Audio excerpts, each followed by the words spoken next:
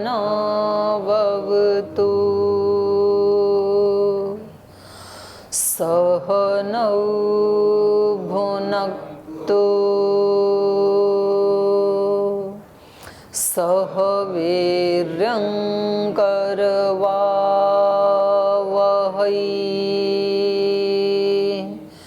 तेजस्विनावधीतमस्तु मा विद्विषावहै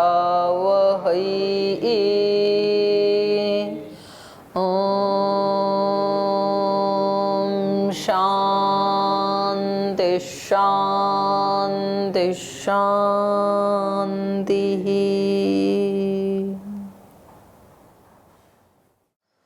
न्याय दर्शन के द्वितीय अध्याय का द्वितीय आह्निक पढ़ रहे हैं हम। और शब्द नित्य है या अनित्य है, इसकी परीक्षा चल रही है शब्द प्रमाण पे। तो यहाँ इन्होंने 3 इसके हेतु दिए सिद्धांती ने कि शब्द अनित्य है, और उसके हेतु दिए आदिमत्वात्, ऐन्द्रियकत्वात्, कृतकवत उपचाराच्च। तो जो तीसरा विशेषण इन्होंने दिया था कृतकवत उपचाराच्च, किए गए के समान। कृतक मन किया गया, जैसे सुख दुख किए गए हैं हमारे द्वारा, तो इसलिए हम वहां पर 2 विशेषण लगाते हैं, तीव्र दुख, मंद दुख। तो कह रहे हैं ऐसे ही शब्द भी देखा जाता है, कुछ शब्द तीव्र देखे जाते हैं, कुछ मंद देखे जाते हैं। तो जैसे सुख दुख किए हुए हैं, कार्य रूप हैं, अनित्य हैं, उत्पत्ति और नष्ट होने वाले हैं, ऐसे ही शब्द भी उत्पत्ति और विनाश वाला है। तो यहाँ पूर्व पक्षी का ये कहना है कि नहीं, शब्द तो नित्य है, और ये जो तीव्रता मंदता है ये किसके कारण हो जाती है? व्यंजक संयोग के कारण हो जाती है तीव्रता या मंदता। रूपवत, रूप के समान। जैसे धुंधला सा प्रकाश है तो वस्तुएं, उनका रूप मंद दिखाई देता है, तीव्र प्रकाश है तो तीव्र रूप दिखाई देता है, स्पष्ट रूप दिखाई देता है। तो इसका उत्तर दिया तच्च नैवम, ऐसा नहीं है। शब्द संयोग के कारण कम या ज्यादा तीव्र या मंद होते हैं, ऐसा नहीं है, बल्कि स्वयं शब्द ही तीव्र और मंद होते हैं। भिन्न भिन्न शब्द होते हैं। जैसे नगाड़े का शब्द तीव्र शब्द होता है और तंत्री का शब्द उससे थोड़ा कम होता है, इसलिए नगाड़े का शब्द तंत्री के शब्द को अभिभव कर देता है। तो इसलिए कहा तीव्रो भेरी शब्दों मंदम तंत्री शब्दम अभिभवती न मंद। मंद शब्द उसको अभिभव नहीं कर सकता है, पर तीव्र शब्द उसको अभिभव कर देता है। तो इसलिए शब्द का ये संयोग व्यंजक नहीं है, बल्कि उत्पादक ही है। न च शब्द ग्रहणम अभिभावकम शब्दश्च भिद्यते। और शब्द का ग्रहण भी अभिभावक नहीं होता है। कोई कहे कि जी ये तो ग्रहण में कम ज्यादा हो जाता है, किसी के कान अच्छे हैं तो उसको स्पष्ट सुनाई देता है, तीव्र शब्द कहेंगे उसके लिए तो, और किसी के कान ही खराब हैं तो उसको मंद सुनाई देगा, तो तब कहेंगे मंद शब्द है। बोले ऐसा भी नहीं है। न च शब्द ग्रहणम अभिभावकम, शब्द का ग्रहण, शब्द का ज्ञान, ये भी अभिभावक नहीं होता है। शब्दश्च भिद्यते, शब्द ही अलग अलग होते हैं, और जब शब्द अलग होते हैं तो ठीक है, फिर ये अभिभव ठीक है। भेरी का जो शब्द है वो तंत्री के शब्द को अभिभव कर देता है। तो ये कह रहे हैं कि नहीं, ये, और आपके मत में तो अभिभव उपपन्न ही नहीं होगा, ये एक अगली बात कही सिद्धांती ने। पूर्व पक्षी के मत में अभिभव उपपन्न ही नहीं होगा। क्यों नहीं होगा? शब्द नित्य है, तो भेरी में भी नित्य है शब्द, तंत्री में भी नित्य है, और जो नित्य होता है वो उत्पन्न तो होता नहीं है, अभिव्यक्त होता है केवल। तो जब तंत्री को बजाएंगे अभिव्यक्त होगा, जब भेरी को बजाएंगे अभिव्यक्त होगा, पर उन दोनों का शब्द संतान से उत्पत्ति ऐसा वो मानते नहीं है। उत्पत्ति पक्ष में तो शब्द उत्पन्न हुआ और फिर उसने अपने जैसे को उत्पन्न किया, अपने जैसे को उत्पन्न किया, तो ऐसे शब्द संतान से वो प्रवाहित होगा, और फिर जहां दोनों मिलेंगे तो जो प्रबल होगा वो कमजोर वाले का अभिभव कर देगा, पर आपके पक्ष में तो ऐसा है ही नहीं, तो अभिभव हो ही नहीं पाएगा। लेकिन व्यावहारिक दृष्टि से आप भी देखेंगे कि भेरी का शब्द तंत्री के शब्द का अभिभव कर देता है, तो संयोग तो होता नहीं है वहां पर। तो इन्होंने कहा कि ठीक है, अप्राप्ते अभिभव इति चेत, अप्राप्ति में ही अभिभव मान लेंगे हम, उन दोनों का संयोग नहीं हुआ, दूर दूर ही थे, अलग अलग स्थान पे थे, तो बिना संयोग के ही एक शब्द ने दूसरे शब्द का अभिभव कर दिया। तो बोले अप्राप्ति में अभिभव मानोगे तो एक ही भेरी का शब्द तीनों लोकों में उस समय जितने भी तंत्रियां बज रही थी उन सब का अभिभव करने लगेगा, क्योंकि अप्राप्ति तो सामान्य है ना, वो अप्राप्ति चाहे स्वर्गलोक में, चाहे पृथ्वीलोक में, चाहे अमेरिका में है, भारत में कहीं भी है, तो अप्राप्ति के अविशेष होने से सभी का वो अभिभव करने लगेगा। तो ऐसा भी नहीं होता है, सभी का तो अभिभव होता नहीं है, निकट वाले का ही अभिभव होता है। तत्र क्वचिदेव भेर्याम प्रणादितायाम सर्वलोकेषु समान कालतंत्री स्वना न श्रूयेरन।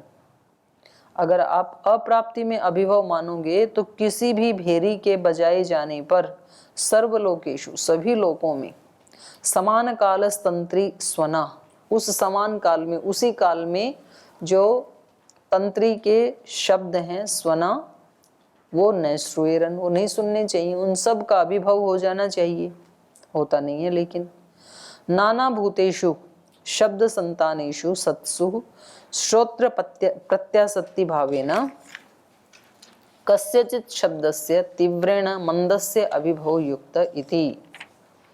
तो कह रहे हैं नाना भूतेषु शब्द संतानेषु, तो अब इसलिए जो सिद्धांत पक्ष है उसको बता रहे हैं। अनेक भूतों में जो उत्पन्न होने वाले शब्द हैं वो शब्द संतानेषु सत्सु, उत्पन्न होकर के फिर वो अपने जैसे को उत्पन्न करते हैं, फिर दूसरा तीसरे को, तीसरा चौथे को, तो इस तरह से शब्द संतान में होता हुआ शब्द श्रोत्र प्रत्यासत्ति भावेन, श्रोत्र के निकट जब आ जाता है तो श्रोत्र प्रत्यासत्ति भावेन, उस नैकट्य के भाव से कस्यचित् शब्दस्य तीव्रेण, तो वो प्रत्यासत्ति से दोनों ही शब्द आए श्रोत्र के पास, उनमें से जो तीव्र शब्द था उसके द्वारा मंदस्य अभिभव युक्त, मंद का अभिभव हो जाता है, ये सिद्धांत युक्त है।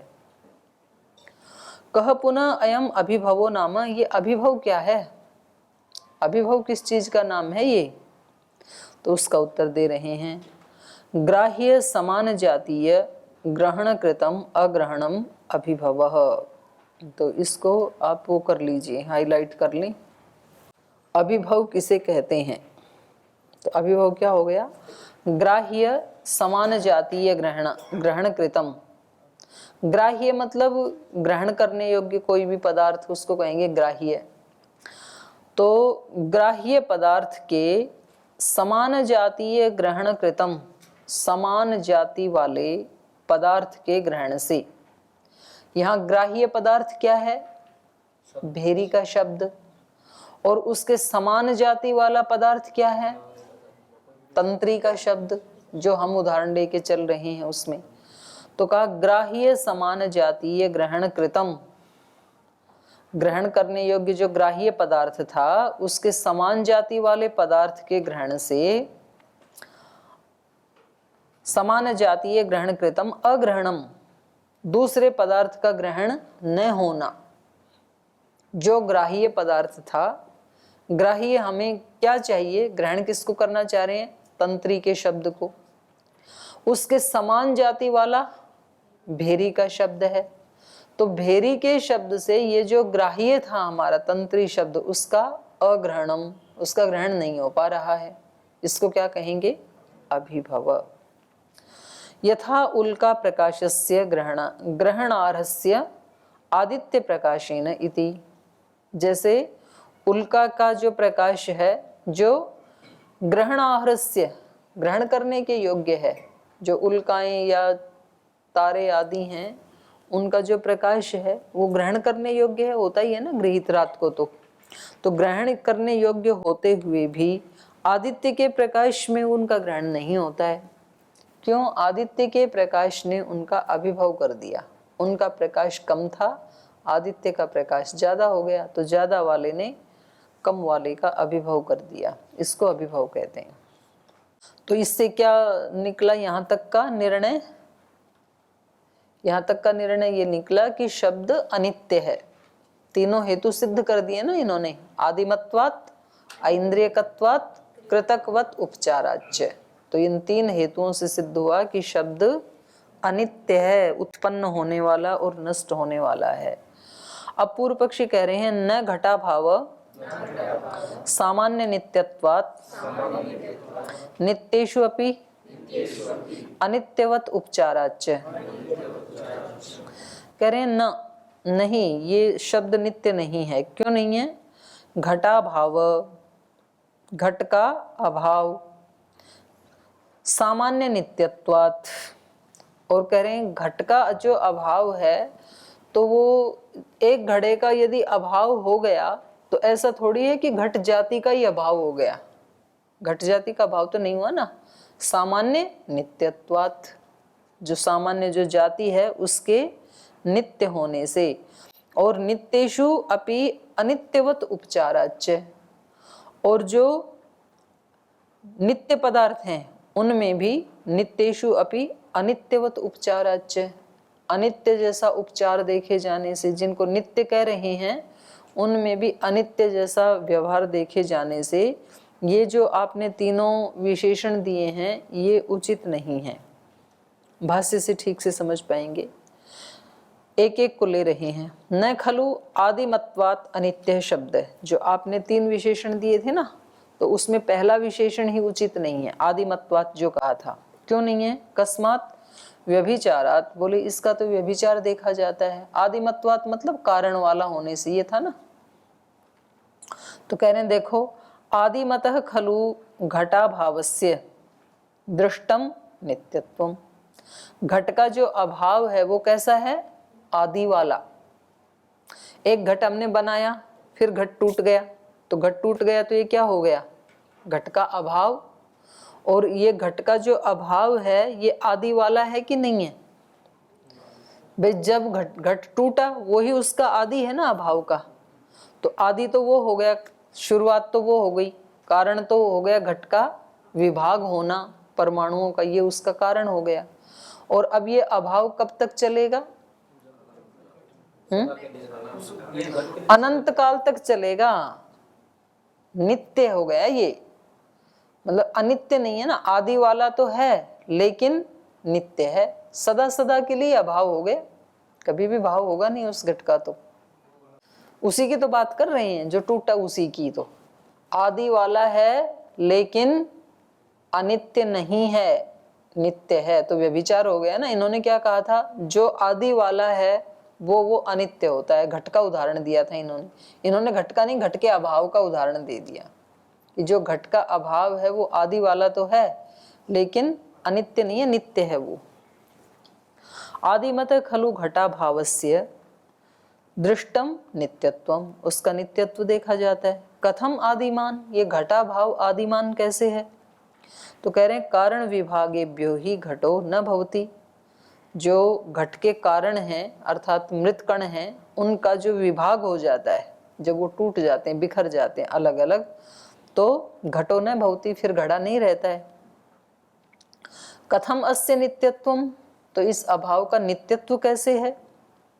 कह रहे हैं यो सौ कारण विभागेभ्यो न भवति, यहाँ अल्पविराम लगा लो, न तस्या भावो भावेन कदाचित निर्वर्त्यते इति। यहाँ पर एक रेफ और लगा लें, कदाचित निर्वर्त्यते ऐसे आएगा, निर्वर्त्यते।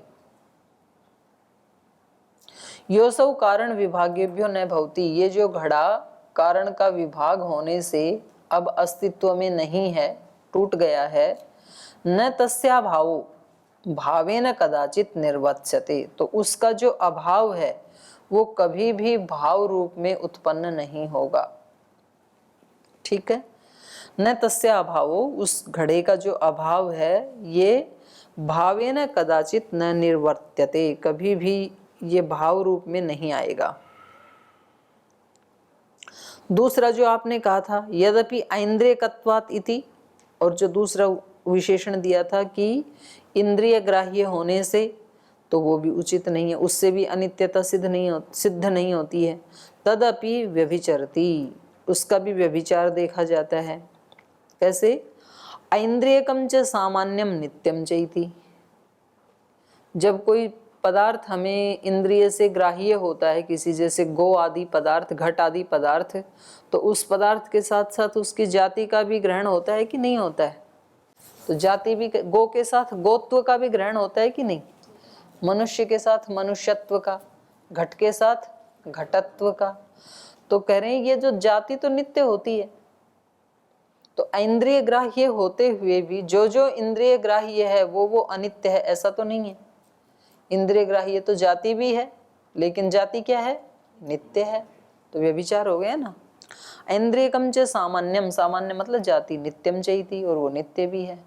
और जो आपने तीसरा विशेषण दिया था यद्यपि कृतकवत उपचारात इति, कृतक के समान शब्द है, और कृतक हमेशा अनित्य होता है। जो किया हुआ कार्य रूप जो द्रव्य होता है वो अनित्य होता है, इसलिए शब्द भी अनित्य है। एतदपि व्यभिचरति, इसका भी व्यभिचार देखा जाता है। नित्येषु अनित्यवत उपचारो दृष्ट, नित्यों में भी अनित्य का उपचार देखा जाता है। जैसे यथा ही भवति वृक्षस्य प्रदेश, कंबलस्य प्रदेश एवं आकाशस्य प्रदेश आत्मनः प्रदेश इति भवति इति। जैसे अनित्य चीजों में एक भाग देखा जाता है, जैसे कि वृक्ष का एक भाग, तो ठीक है ये एक भाग वाला है, कृतक है, वृक्ष को बनाया ना किसी ने, बीज बोया तभी तो वृक्ष बना। तो इस अनित्य में जैसे वृक्ष का एक भाग ऐसे देखा जाता है। जैसे कंबल कृतक है, किसी ने बनाया है, और हम कहते हैं कंबल के एक भाग के ऊपर चाय गिर गई या कोई रंग गिर गया, तो उसका एक भाग का प्रयोग किया जाता है। जैसे अनित्यों में एक भाग का प्रयोग किया जाता है कृतक में, वैसे ही नित्य में भी किया जाता है। हम बोलते हैं आकाश का एक देश, आत्मा का एक देश, भाई इसकी आत्मा के किसी कोने में ये संस्कार भी था एक देश में, इसलिए तो इसने ऐसे किया। आकाश का एक देश, भाई मेरे कमरे का आकाश, घटाकाश, पटाकाश, ये हम बोलते ही है ना। तो ये कह रहे हैं एवं आकाश प्रदेश आत्मन प्रदेश, लेकिन वृक्ष और कंबल तो अनित्य हैं, लेकिन उन्हीं का जैसा प्रयोग नित्य में भी हो रहा है। तो जो आपने कहा था ना कृतकवत उपचारात, तो कृतकवत उपचार वाला होने से सब अनित्य ही होता है ऐसा नहीं है। कृतकवत उपचार तो इनमें हो रहा है, आत्मा में और आकाश में, लेकिन ये अनित्य नहीं, नित्य है। आकाश भी नित्य है, आत्मा भी नित्य है।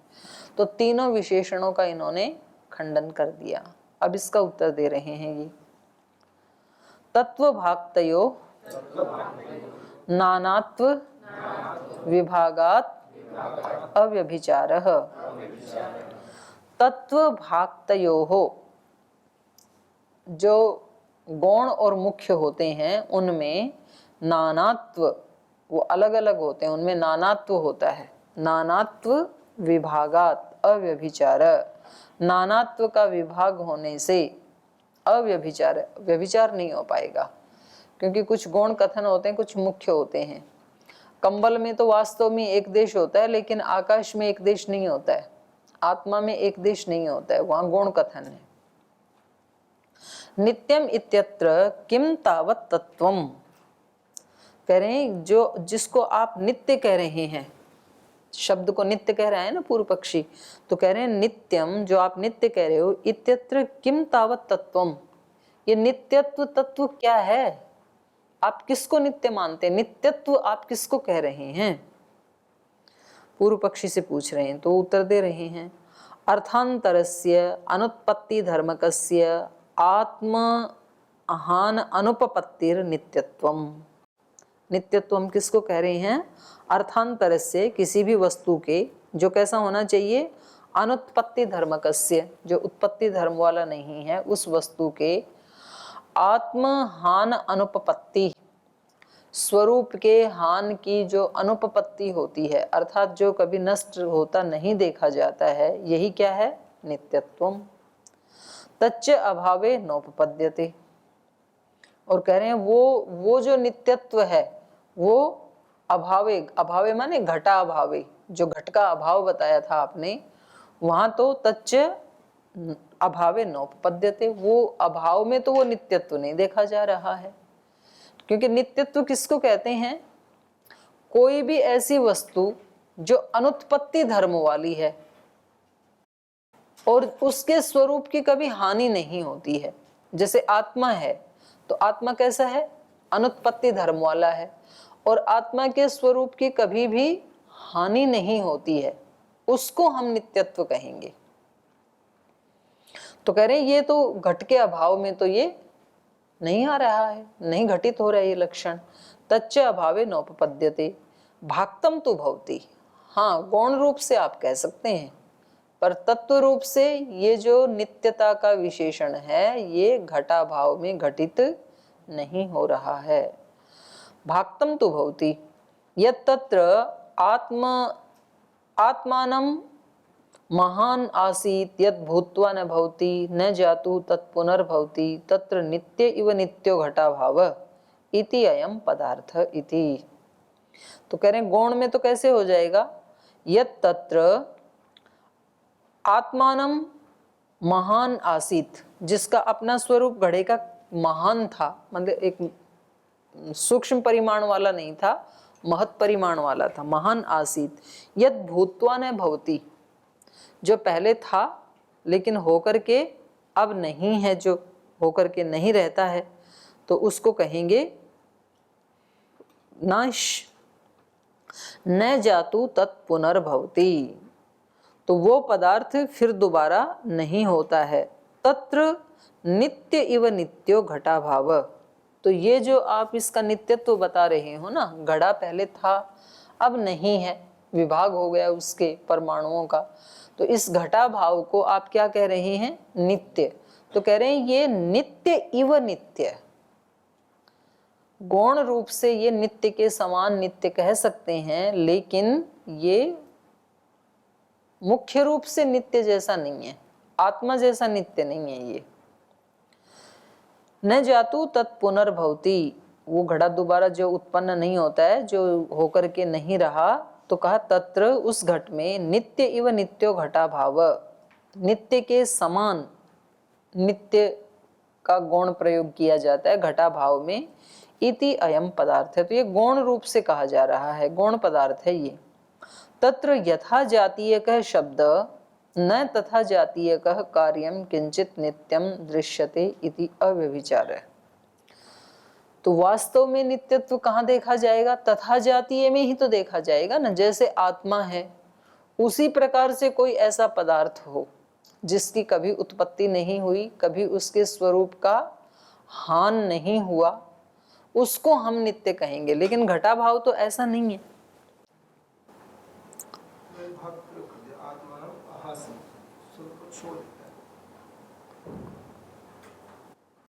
किसमें? नहीं, यत तत्र आत्मानम आसीत, अपने स्वरूप को जिसने छोड़ दिया, ये तो घड़ा हो गया। जो कैसा था? महान था। महान आसीत, सॉरी, आत्मानम आसीत है ये, हाँ मैं महान बोल रही थी इसको। यत तत्र आत्मानम आसीत यत भूत्वा न भवति, ये तो घड़े का है ना नित्यत्व बता रहे हैं कि वो अपने स्वरूप को, जैसा वो स्वरूप था उसका घड़े का, अब उसने अपने स्वरूप को छोड़ दिया, तो भूत्वा न भवति, छोड़ दिया, तो अब ये जो इसका अभाव हो गया घट रूप का, ये न जातु तत्पुनः भवति, तो दोबारा ये अपने रूप में आएगा नहीं। तो यहाँ पर आप क्या देख रहे हैं? नित्यत्व। तो ये नित्यत्व कैसा है? नित्य इव नित्य घटा भाव है। ये जो घट का अभाव है ये नित्य के समान कह सकते हैं आप, माने गौण प्रयोग तो आप कर सकते हैं, लेकिन मुख्य ऐसा कोई पदार्थ नहीं है ये आत्मा की तरह से, नित्य पदार्थ या परमात्मा की तरह से या मूल प्रकृति की तरह, ऐसा कोई पदार्थ थोड़ी है घटा भाव।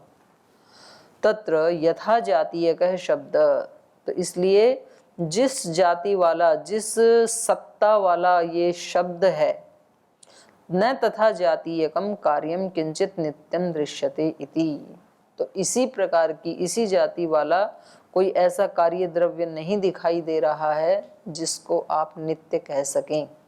उसी जाति वाला लेना पड़ेगा ना। अब घटा भाव अन्य जाति वाला है, आत्मा अन्य जाति वाला है, तो दोनों की नित्यता अलग अलग है। एक सत्तात्मक, एक अभावात्मक है, उसकी तो सत्ता ही नहीं है। तो हमें कहाँ देखनी है नित्यता अनित्यता? एक समान जाति वाले में। तो जिस जाति का शब्द उसी जाति वाला अगर आप कोई नित्य ला करके दिखाओ, तब तो हम मान लेंगे कि शब्द भी नित्य है। लेकिन ऐसा तो कोई भी है नहीं जिसमें तीनों विशेषण घटते हों, जो आदि वाला भी हो, इंद्रिय ग्राह्य भी हो और कृतकवत उपचार भी जिसमें होता हो, और वो कोई ऐसा पदार्थ नित्य हो, तो फिर हम कहेंगे कि शब्द भी उसके समान नित्य है। लेकिन ऐसा तो कुछ है ही नहीं। न तथा जातीयकम कार्यम किंचित नित्यम दृश्यते इति अव्यभिचार, इसलिए कहीं भी व्यभिचार नहीं होगा। जो आपने व्यभिचार दिखाए थे वो सब छल करके दिखाए हैं। यद्यपि सामान्य नित्यत्वात् इति इंद्रिय प्रत्यासत्ति ग्राह्यम ऐन्द्रियकम इति, और फिर दूसरा इन्होंने क्या दोष दिखाया था कि जो जो इंद्रिय ग्राह्य होता है वो अनित्य होता है। ये आपका कथन उचित नहीं है, क्योंकि जाति भी इंद्रिय ग्राह्य है लेकिन जाति तो नित्य है। तो शब्द इंद्रिय ग्राह्य तो है लेकिन जाति की तरह नित्य है, ऐसा हम मानेंगे। ये पूर्व पक्षी का कहना था। तो कह रहे हैं यद्यपि जो आपने कहा था सामान्य नित्यत्वातिथि, जाति के नित्य होने से, इंद्रिय प्रत्यासत्ति ग्राह्यम, इंद्रिय के प्रत्यासत्ति माने निकट, निकट आने पर जो ग्राह्य है तो उसको हम क्या कहेंगे? ऐन्द्रियकम, माने कर्ण इंद्रिय की समीपता से गृहीत होता है। ये जो शब्द है यहां जब आ जाती है वो शब्द संतान तो गृहीत होता है, कर्ण इंद्रिय के प्रत्यासत्ति ग्राह्य, उसके नैकट्य से उसका ग्रहण होता है। ये कैसे पता लगा कि यहाँ आकर के ही ग्रहण होता है? शब्द संतान से, शब्द वहां से चल करके यहाँ आता है तब उसका ग्रहण होता है। ये कैसे पता लगा? तो कहा संतानानुमान विशेषणात्, क्योंकि जब तक कोई शब्द हमारे कर्णेंद्रिय के निकट नहीं आता है तब तक हमें सुनाई नहीं देता। जैसे बाहर जो साउंड बज रही थी तो वो शब्द संतान से यहाँ तक आया, मंद होते होते होते होते तो हमें वो गृहीत होता है। तो इससे क्या पता लगा कि वो उत्पन्न होने वाला है, उत्पन्न हुआ और फिर उसका शब्द संतान से एक शब्द ने दूसरे को पैदा किया, दूसरे ने तीसरे को, तीसरे ने चौथे को, तो पूरी चेन बन गई वहां से लेके यहाँ तक। तो इससे पता लगा कि शब्द अनित्य है। उत्पत्ति वाला जो है वो अनित्य है। अभिव्यक्ति वाला होता तो, अगर शब्द अभिव्यक्ति वाला होता तो हमें क्यों नहीं सुनाई देता? बताना जरा। अगर हम माने कि वहां पर जो भेरी मारी गई उससे अभिव्यक्त हुआ है तो हमें क्यों नहीं सुनेगा? शब्द संतान कैसे बनेगी? दिया जलाया तो वस्तुएं यहाँ अभिव्यक्त हुई, तो ये आगे थोड़ी जाएंगी कहीं, बस यहीं रहेंगी ये। और उत्पन्न हुआ तो उसने अपने जैसे को और उत्पन्न किया, फिर उसने अपने जैसे को उत्पन्न किया, तो इसलिए हमें शब्द संतान से वो सुनाई दे रहा है। तो क्योंकि सभी शब्द कर्ण इंद्रिय के निकट आने पर ही हमें गृहीत होते हैं, तो इससे हमें अनुमान होता है कि इसके पीछे शब्द संतान बनी है।